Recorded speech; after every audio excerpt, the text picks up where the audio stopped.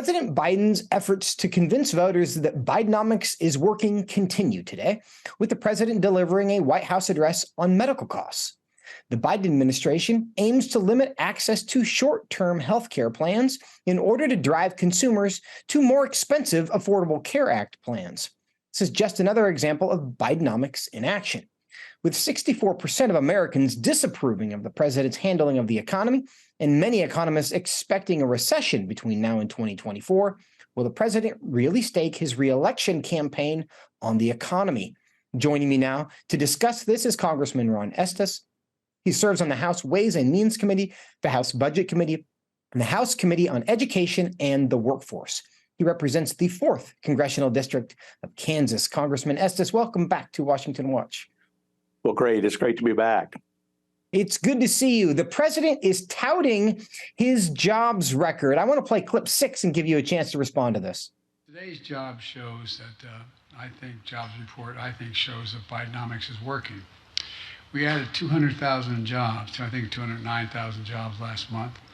And all told, we've created over 13 million. I think it's 13,300,000 in 2.5 years. That's more than any president ever created in a 4-year term. Congressman Estes, that sounds impressive. Is that what's going on here? Well, he certainly does create a good, impressive false story that he's telling. You know, he talks about 209,000 jobs that were started last month. The experts expected 275,000. So he's already behind in that front, just looking at last month. The other thing he tries to take credit for is he came into office in 2021 when the COVID vaccine was out and the economy was starting to open up. So he's taking credit for all the jobs that are incurred as people going back to work after the COVID shutdowns. If you do a realistic analysis and look at a comparison of the trend line when President Trump was in office, he's still 2 million short of where we would have been based on the growth in population in the United States. And the workforce participation rate is down 0.7% from where it was during President Trump's term. So he's trying to take credit and make it sound like it's a positive thing from what he's doing, but it's really overlapping and trying to steal from the recovery from COVID shutdowns. You mentioned there the workforce participation rate. There seems to be this strange phenomenon where our employment rate is actually low, according to the data, but we also have this strange situation where employers can't seem to find anybody to work. So everybody seems to be working, but there's still nobody working. When you go to a lot of businesses, they are short on employees. Is that a function of the fact that millions of Americans have just withdrawn from the workforce? Well, it is a function of that. And the common workforce participation rate, the unemployment rate that's used out there it's a bad number to be relying on. There's several different numbers that are calculated. This one, the unemployment rate that's used, is commonly called the U3, and it really changes month to month based on the number of people that say they're out looking for work. So if people stop looking, either because they've given up or because they've taken disability or other things, it's not a true reflection of the number of Americans and the number of people that could be working. And so it really is distorted. I think we ought to use the U6 number, which is a different unemployment rate calculated on the entire population of the United States. And so we get a more accurate reflection of what's truly going on. And if we do that, how does that, what does that tell us about where we're at right now?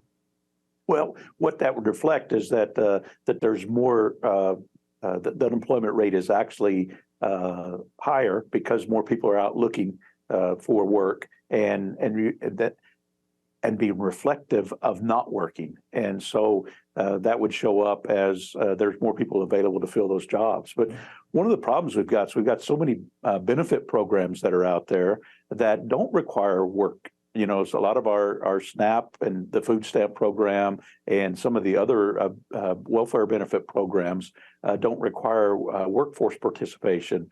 And that's one of the things that we got changed in the debt limits, the Fiscal Responsibility Act that was out there, was that states need to enforce those work provisions so that people can get back to work and we can have an active workforce to help our economy grow. We're talking to Congressman Ron Estes from Kansas. Congressman, you have talked a lot about the threat from the national debt recently.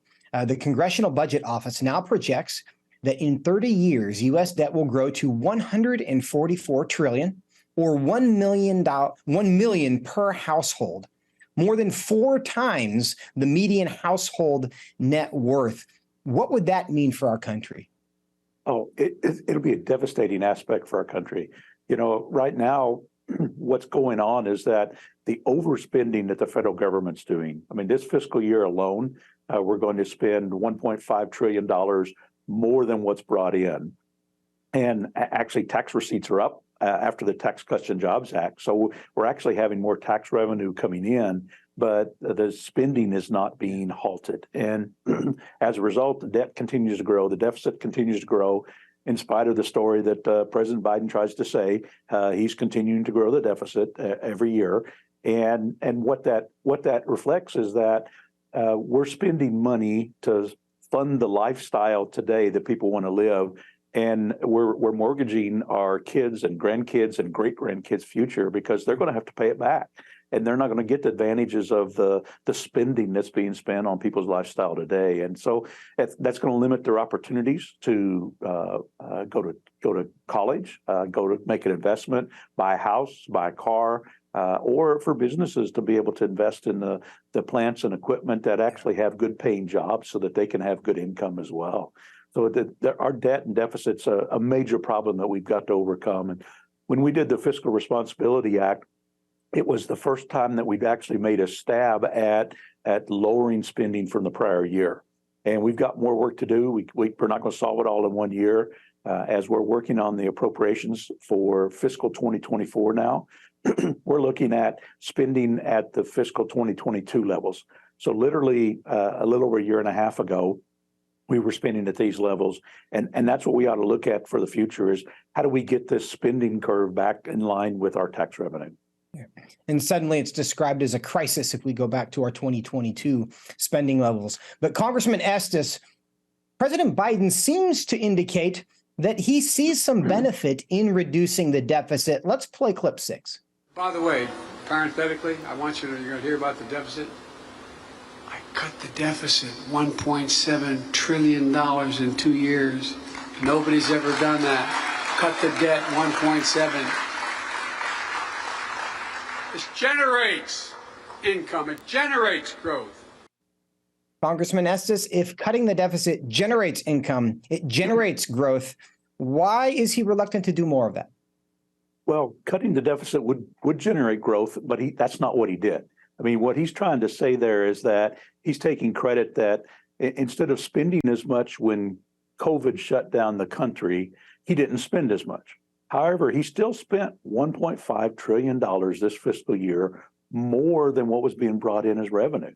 So he's still increasing the deficit, increasing the debt for the country. In fact, the budget that he proposed just 3 months ago increased the deficit and the debt by another $17 trillion over the next 10 years. So he's really comparing apples to oranges when he's saying, well, he's not spending as much as what happened during the COVID pandemic. And that is true. But what he doesn't tell you is that during his 2.5 years in office, he spent $6 trillion more than what's been brought in as tax revenue. And that's the piece that's really causing the debt, really causing the problems for us as we move forward in the country and making sure that they're limiting the economic growth opportunities out there. Congressman Estes, that new topic for you. Secretary of the Treasury Janet Yellen was in China today. She's been critical of the Chinese leadership and their treatment of American businesses operating in China. What's going on there? Well, she's right in terms of if that comment's right, that the Chinese Communist Party doesn't treat U.S. businesses appropriately. You know, they restrict what they do. Earlier in the year, they were out taking over U.S. companies and taking over the operations and dictating what they could do. We've known this for decades, that they're willing to steal intellectual property, that they don't agree with agreements that have been out there. And the problem is that the Biden administration hasn't really stepped up to address this. President Trump was the first president who actually did things to stand up to China, even though presidents before him, Republican and Democrat, talked about problems with China, but they weren't willing to face it. And so when President Trump did the phase one of the trade agreements with China and actually held them accountable to following the laws and being restrictive in terms of the inappropriate behavior and or in some cases outright theft of intellectual property, the Biden administration was supposed to follow up with phase two. And they haven't done anything on phase two dealing with China and addressing that. And that's a piece that we need to continue moving forward on that, because the whole process, and it's highlighted, one by President Trump, but also by COVID, that we've become too dependent upon China. At one point in time, 85 to 90% of our medical and pharmaceuticals were coming out of China, and our protective equipment was coming out of China. And so many of the shortages that we're seeing today with semiconductors is because we've been relying too much on production out of China, and they halt that at a whim. Earlier this week, we saw that they announced that they're going to restrict minerals from being sent around the world that actually get used to make semiconductors. So it's a strategic game they're playing, trying to give an advantage to themselves and putting the United States and other countries at risk. So we've got to stand firm in terms of what we do, and I'm glad to see that the Secretary is actually saying some of the right things, but now we've got to follow up and do the right things to hold them accountable. And that is part of the reason that you, Congressman Estes, are sponsoring legislation that would reduce our dependence on China for research and development. And we appreciate your foresight in doing so. And thank you so much for your time today as well. Thank you very much. It's a good opportunity to talk to you.